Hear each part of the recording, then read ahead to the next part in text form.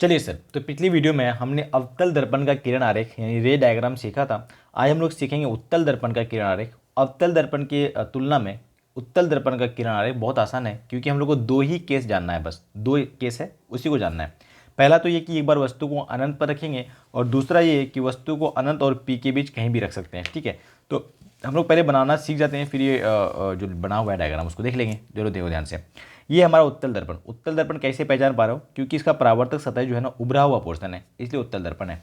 तो पहला केस हमने क्या देखा था कि पहला केस जो है ना हम लोग रखेंगे, जो हमारा वस्तु है उसको रखेंगे अनंत पर। ठीक है, तो अनंत पे रखते हैं तो प्रतिबिंब कहाँ बनता है, फोकस पे। ये तो पता होना चाहिए, मैंने बता भी रखा है पहले पहले। ठीक है, तो हम लोग बनाएंगे कैसे इसको, देखो किरण आरेख देखना ध्यान से।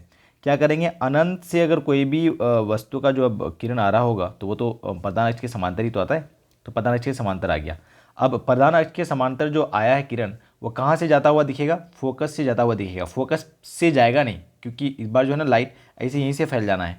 बोलो क्यों, क्योंकि ये कौन सा दर्पण है, उत्तल दर्पण, तो लाइट से ही फैल जाएगा भाई। तो ऐसा लगेगा कि ये कहाँ से आ रहा है, फोकस से आ रहा है, तो फोकस तक मैंने बढ़ा दिया। ठीक है, दूसरा किरण भी हम लोग कहाँ से लेंगे, अनंत से ही लेंगे। ठीक है, हालांकि उसी के पास भी ले सकते थे, पर क्योंकि एग्जाम में दिखाना है बढ़िया से तो ऐसा दिखाते हैं। और कहाँ से आता हुआ नजर लगेगा, ऐसा लगेगा कि वो कहाँ से आ रहा है भाई, फोकस से आ रहा है। ठीक है, तो देखो परावर्तन के बाद जो आपतित किरण है वो परावर्तन के बाद ऐसा नजर आ रहा है कि फोकस से लौट के आ रहा है, फोकस पे जाके कट कर रहा है। ठीक है, तो इसका मतलब प्रतिबिंब कहाँ बनाए, फोकस पे बनाए। तो ये तो काफ़ी सिंपल हो गया है ना।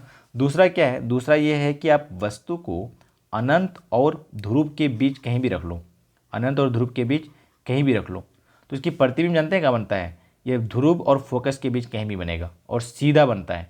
वैसे ये दर्पण उत्तल है तो सारा का सारा तो सीधा ही बनता है, और प्रतिबिंब सारा का सारा वास्तविक तो बनता है, ये तो आपको पता है। ठीक है, ध्यान से देखो।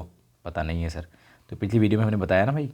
देखो ये हमने बना दिया एक, मैंने आपको बताया भी था अवतल दर्पण बताते हुए कि भाई एक तो समांतर किरण लेके आएंगे, प्रधान अक्ष के समांतर लेके आ गया, तो ये कहाँ से जाता हुआ लगेगा, ऐसा लगेगा कि ये फोकस से परावर्तन के बाद लौट के आ रहा है।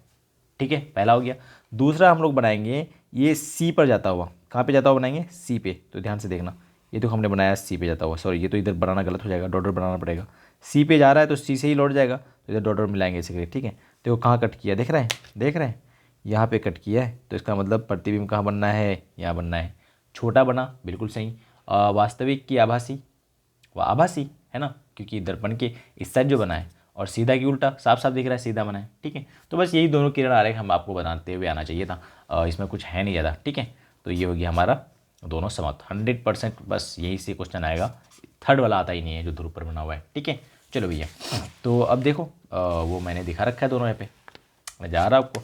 अनंत पे रखेंगे तो फोकस पे बनना है, और दूसरा है अगर आप रखोगे अनंत और पी के बीच तो बनेगा कहाँ, पी और एफ के बीच। और कैसे बनाया मैंने आपको सिखा दिया है। अगर आपको समझ में कम आया तो स्लो थोड़ा सा वीडियो को देखा करो, क्योंकि ये थोड़ा सा आपका कंपेरेटिवली टफ पोर्शन है। चैप्टर खत्म होने को आया प्रकाश का परावर्तन वाला पार्ट। ठीक है, अपवर्तन स्टार्ट करेंगे हम लोग। कल पढ़ेंगे अवतल दर्पण के उपयोग क्या क्या है, और इससे एग्जाम में क्वेश्चन बहुत ज़्यादा पूछा जा रहा है। जैसे दाढ़ी बनाने में हम लोग अवतल दर्पण का ही उपयोग क्यों करते हैं, ये वाली बात भी हम लोग कल सीखेंगे। Okay, bye bye, see you, take care.